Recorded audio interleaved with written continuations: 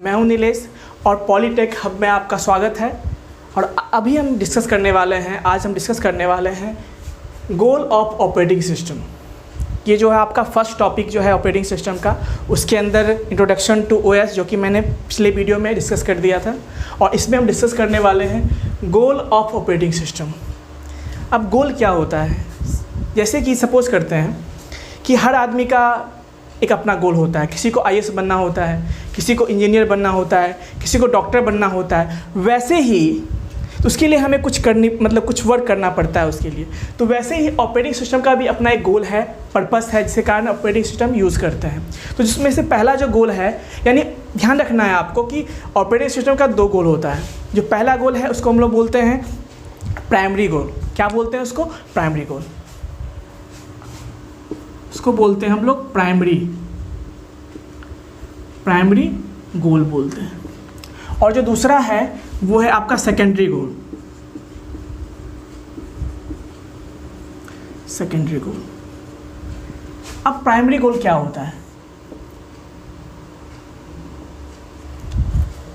Primary goal ये है कि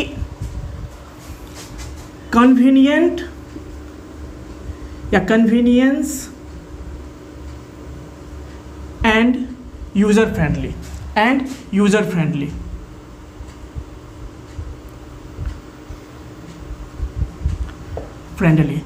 और जो सेकेंडरी गोल के अंदर आता है वो क्या है? इफिशियंसी।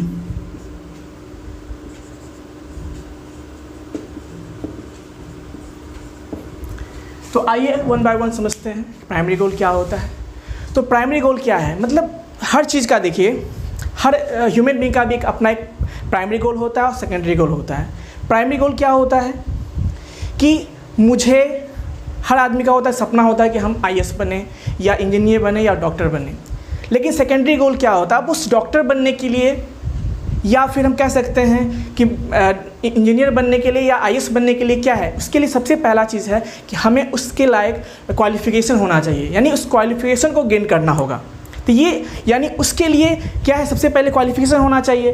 तो प्राइमरी गोल मेरा क्या था, यानी इसके बेस पे हम डिस्कस करेंगे हम। तो दो तरह का हो गया, यानी आईएएस बनना है तो आपको क्वालिफाइड होना पड़ेगा उसके लायक। तो क्वालिफाइड होना यानी ग्रेजुएट होना, ये मिनिमम क्वालिफिकेशन है उसका। ये क्या है? आपका प्राइमरी गोल हुआ। मतलब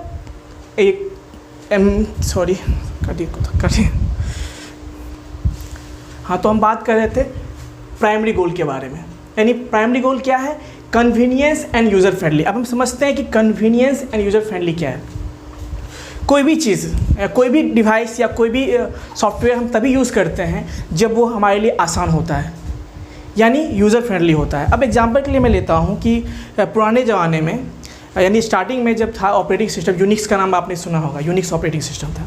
उसमें क्या होता था, हर चीज़ के लिए हमें कुछ भी वर्क करना, एक सॉन्ग भी प्ले करना है तो उसके लिए मुझे कमांड देना पड़ता था उसमें।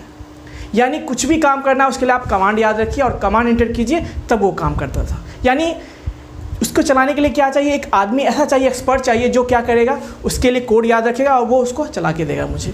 लेकिन आजकल के ज़माने में क्या है, हमारे पास विंडोज़ ऑपरेटिंग सिस्टम है, मैक ओएस है और बहुत सारे हैं। उसमें क्या है? कुछ नहीं, बस पिक्चर है, आपको ओपन करना है, ओपन बटन को क्लिक कीजिए, डबल क्लिक कीजिए, ओपन हो जाएगा। यानी कितना आसान हो गया है। तो वही है सबसे पहला चीज़ कि कोई भी सॉफ्टवेयर यानी कोई भी सिस्टम हम तभी यूज़ करते हैं जब हमारे लिए आसान होता है। तो इसी तरह से ऑपरेटिंग सिस्टम का भी सबसे पहला गोल ये है कि हमारे लिए उस कंप्यूटर सिस्टम को एक्सेस करना आसान करना। यानी ये हमारे लिए क्या करता है, ऑपरेटिंग सिस्टम उस कंप्यूटर सिस्टम को क्या करता है, हमारे लिए आसान करता है ताकि हम आसानी से उसको ऑपरेट कर सके, उसको आसानी से हम चला सके। तो ये था आपका primary goal of operating system, जिसमें हम कन्वीनियंस और यूज़र फ्रेंडली का बात किए।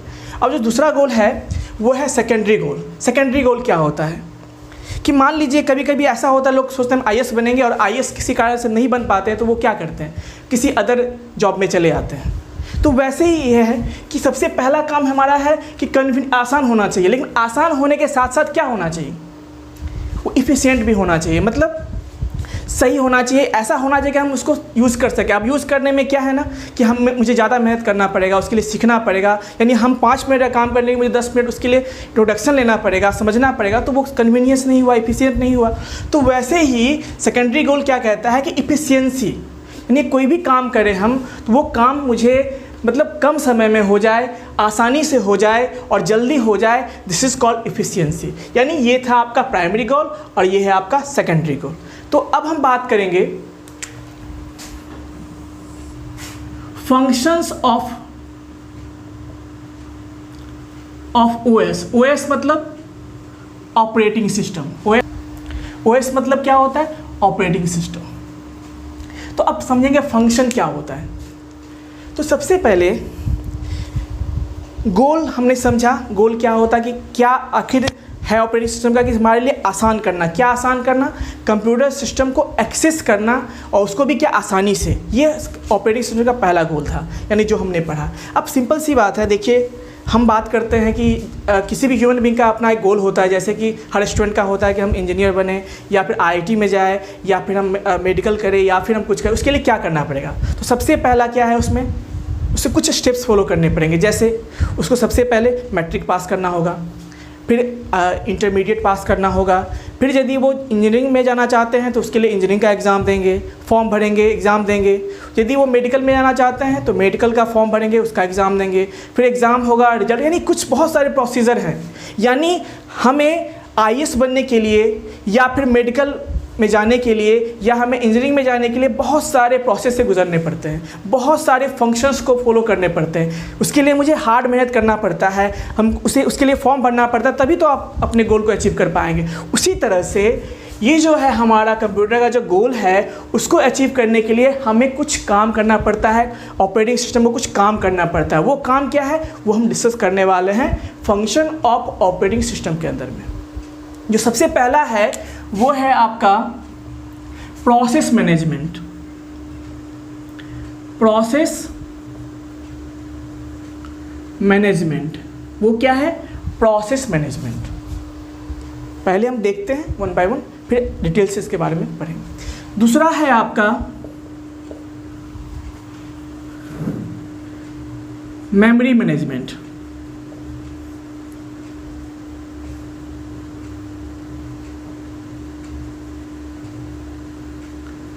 तीसरा है आईओ शेड्यूलिंग।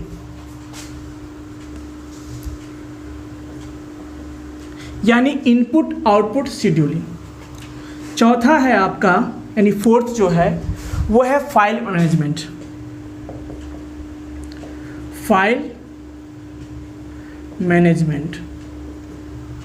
और जो पांचवा है वो है आपका नेटवर्क मैनेजमेंट।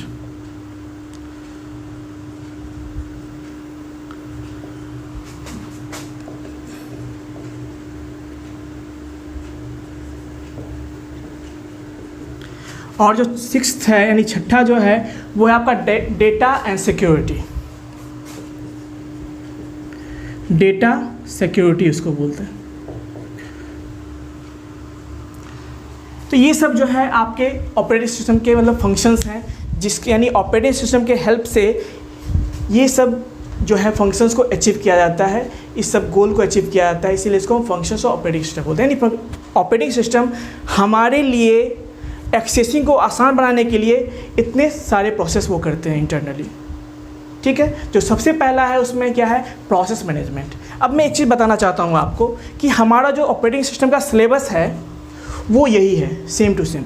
यानी जितने भी ऑपरेटिंग सिस्टम के फंक्शंस हैं आप नाम देख लीजिए और सिलेबस में देखोगे सब यही चैप्टर है जो आपको पढ़ना है। यानी यही मेरा क्या है सिलेबस भी है और इसी के बारे में हम डिस्कस भी करने वाले हैं वन बाय वन। तो दिस पॉइंट ऑफ टाइम हो सकता है अभी आपको बहुत सारे टर्म समझ में नहीं आ रहे होंगे, लेकिन हम one by one chapter wise सबके बारे में पढ़ेंगे। और जो सबसे पहला चैप्टर जो आपको पढ़ना है वो है प्रोसेस मैनेजमेंट, जिसमें हम प्रोसेस के बारे में पढ़ेंगे। मैं थोड़ा थोड़ा डिस्कस कर देता हूँ प्रोसेस क्या होता है।